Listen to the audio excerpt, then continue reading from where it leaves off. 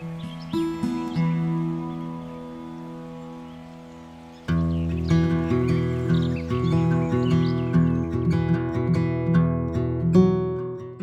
I'm Justin Fuselier. I'm a rancher in Eunice, Louisiana. I finished school in 2003 in horticulture, and I wanted to move back home, and the easiest thing to do was to start a landscaping business. And so we started a nursery. We named it Coastal Prairie Nursery, and with hopes of growing natives. And we've transitioned more to that over the years, using it for landscaping and for restoration work. We do the cow-calf operation, grass-fed beef production, and we do crawfish on some of the same land. So the whole thing started with us. We had some tenant farmers that dissolved their business. So all of a sudden we had a bunch of pasture available to us. Dad being a farmer, we both had pretty conventional backgrounds in agriculture. Our first thought was just to get commercial cattle and put them in the pasture.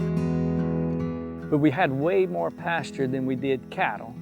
So Dad realized that land it couldn't just sit there and not draw any income, so he started doing some guided bird hunts. I'm Vernon Fuselier, and I'm a retired rancher. I'd started a hunting preserve on the farm just for diversification of income. We started doing quail and pheasant hunts mainly. He got interested in developing a more natural landscape for the hunting presentation. So we began speaking to some local professors that were doing the prairie restoration. Dr. Malcolm Vidrine, he started telling me about prairie and that this was all prairie land. There was very few trees here. He said it was just huge prairie lands. The only trees you would have would maybe be along the bayous or rivers. And it really got my curiosity up. I just, what did that look like? Look around you. This used to be a 2.5 million acre prairie.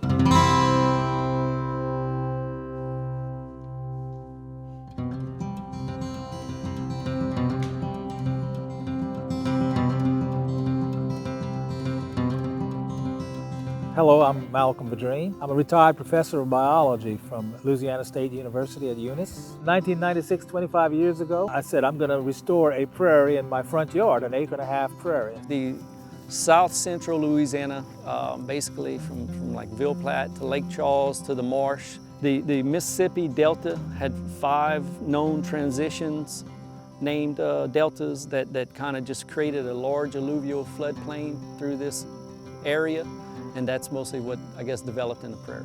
Malcolm and a few other professors had went along remnant tracks along old railroad tracks and sourced the local ecotypes of seed, the last remaining stands, and developed a plot on his property and in Eunice at a restoration site. And from those plots, a lot of seed was taken to start other restorations. Vernon used to drive by and wondering what the heck are these guys doing. And one day he stopped by and he asked me, "You think quail like these plants, would like them?" I said, "Quail are prairie chickens. This is their habitat." And so he allowed me to go pick seeds. So I started picking seeds on Sunday afternoon when the Saints were losing. Even if I picked all summer and into the fall, I may have enough just to plant an acre or two. So I just kept doing that. Of course, the more I did it, the more I'd start reading about it. And we start looking at, regenerative agriculture and how to keep land's vital, and that's really what led to all of this, and it changed the whole way that we farm and think of farming or ranching now.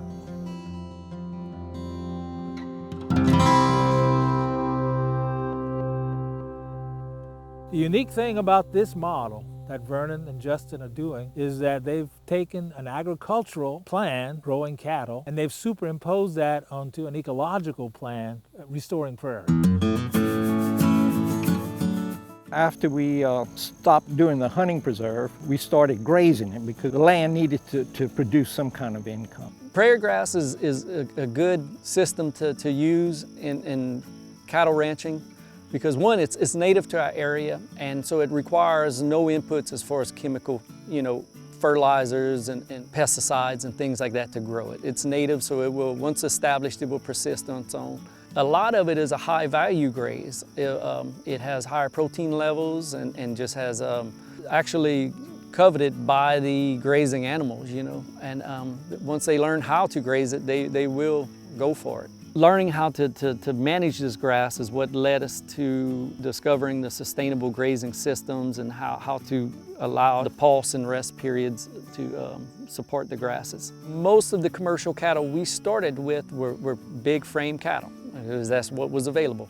Upon learning about cattle that were suited more for grass production and finishing, we began to learn that the cattle that did that were smaller bodied. You need a cow that will have a high intake and not too big a body type, because it takes more nutrition to sustain that big body. So we made an effort, I guess about 7 years ago, to switch up our genetics and go towards a cow breed that would be more suited for grass production systems. It's a large risk, because you're taking land that had been producing financial reward through modern agriculture, and you're placing it into a new type of agriculture, one that is soil creating and producing a product that's actually highly priced nowadays, grass-fed beef. But this is even better than grass-fed beef. This is beef that's been fed through their entire lifetime on native grasses and wildflowers, see?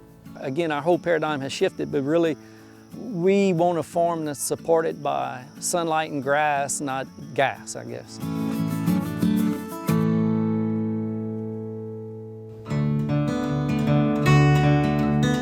Vernon has one of the largest restored areas anywhere around. They tell great stories about that. They said this prairie land was some of the last to be explored, because the grass was so tall, they would get lost in it. And you had no trees, anything for reference. If you were to dig here, you would start to see these magnificent root systems. And the older a prairie gets, the more dynamic the root system is. It's good to have that diversity. I think that's important in nature. So if you just have one kind of plant, you have a very limited numbers of kinds of bacteria and fungi. But if you have 100 different kinds of plants, you've got a tremendous variety of bacteria and fungi. And this creates an underground habitat, because the real prairie is not what you see above ground. The real prairie is underground. It's like an upside down forest. Also, the plants complement each other. One plant can produce something that the other plant can use. It may not be like the baptisia. We haven't seen cows eat baptisia, but it's a nitrogen producing plant. Even though they don't eat it, they may be helping the plants that the cows do eat. What this type of agriculture does is that it actually takes what was farmland and it's bringing it back with the diversity. It's producing an agricultural product, recreating soils, and not just soil, but soil that has vitality. So by having these grasses on the farm, it helps to again, just support that natural ecosystem. And it brings in a diversity of all species, you know, and that just builds resiliency and health for the land and everybody.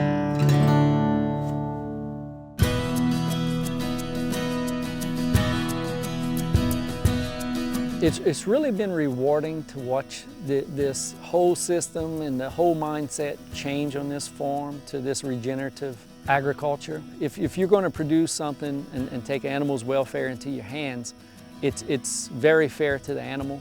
It's an enjoyable life if this is your cup of tea, you know, to get out there and work with them on a daily basis, because it does require that, getting out on a daily basis. We made so many mistakes.